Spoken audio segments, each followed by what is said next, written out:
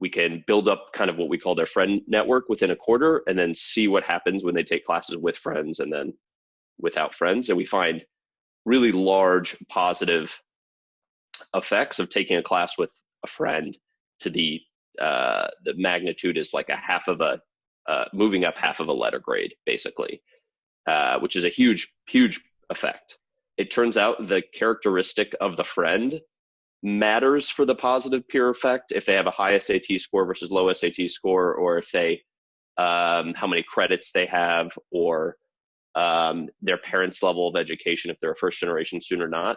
That only changes the size of the positive peer effect. So it's positive for everybody. It doesn't matter what your observable characteristics of your friend, if they're a low SAT score friend, or doesn't matter. So we really sell it's that kind of chosen social connection.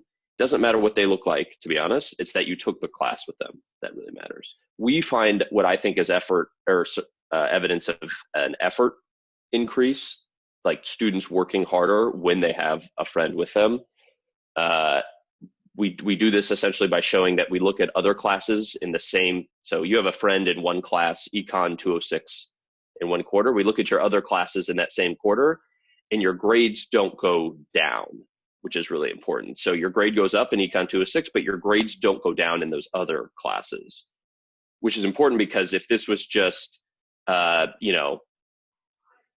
you shifting your effort from one class to another, you would expect it to go up in one and go down the other if effort's kind of zero sum across classes. But there's some kind of productivity increase in that class. So like, I don't know what the mechanism is, but it's like, I think you're way ahead of the game already with like getting kids being able to see each other, being able to talk to each other, bounce ideas off of each other.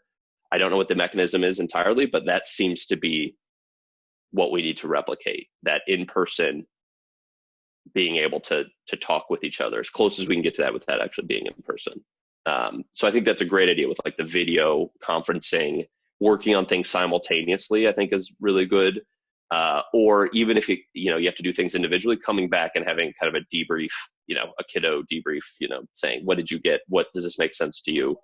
From my personal experience, especially in like grad studies, that was the most valuable part of having people with me, is just to make sure I'm not going crazy. I go down this path of doing a problem and I can bounce it off somebody else. But for, I think, younger kids, a big part of it is also just the motivation, like doing it together, seeing someone else do, there's kind of this nice feedback loop, I think, of I see you doing it, you see me doing it, and that kind of encourages both of us.